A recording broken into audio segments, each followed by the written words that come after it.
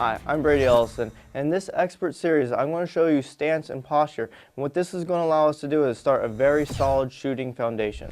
When you're talking about building a solid shooting foundation, there's two things you want to look at: your stance and your posture. First thing we're going to talk about is stance. Real simple, yet I feel a lot of people overlook it.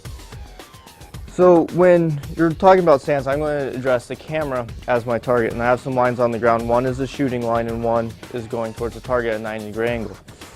You want to step up to a line, and most people will want to stand with the square stance. Well, what a square stance does is your feet and your pressure on your feet are level. You're on your heels and you're on your balls. What this is going to do, if you get any type of wind or anything like that, your body's going to rock back and forth. So what I like to do is take this left foot, your front foot, and just swing it back, only a couple inches, so where this foot right here is about lined with the middle of your other foot. What that's going to do is it's naturally going to put about 60% of your weight on the balls of your feet.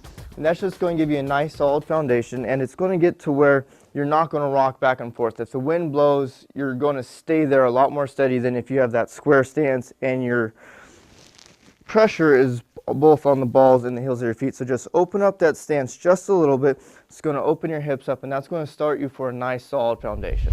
One of the things you want to look at when starting a strong foundation is shoes. A lot of people don't really pay attention for shoes. Well, a shoe with a nice flat platform is going to get to where you're not going to rock back and forth.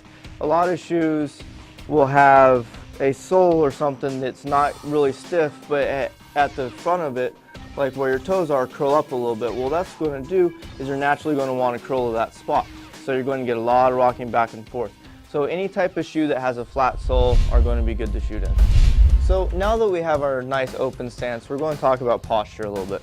And posture is something that when I see a lot of people shoot, they got their butt hiked out and they got a big arch in their back. And I don't know how they don't have back pain. I mean, just me personally. But like, you got a big arch and you got your butt sticking out there, that's going to be really unstable. So what we're going to do, we're just going to hike our hips forward, and by doing this, just rotating your hips forward, it's going to put your weight directly over your feet. And since we already have the weight about 60% on the balls of our feet, we're just getting that center of gravity right over our feet. The other thing you want to do, instead of rocking your shoulders back, is just take your nice straight stance or straight body and just kind of tighten your abs a little bit so you sink your chest down. You're not slouching your shoulders, but you're just sinking your chest down. What this is going to do is going to give you a nice flat back. So from here to here is like a pole sitting in the back of your head all the way down your spine to between your legs. You're nice and solid and you're not going to move.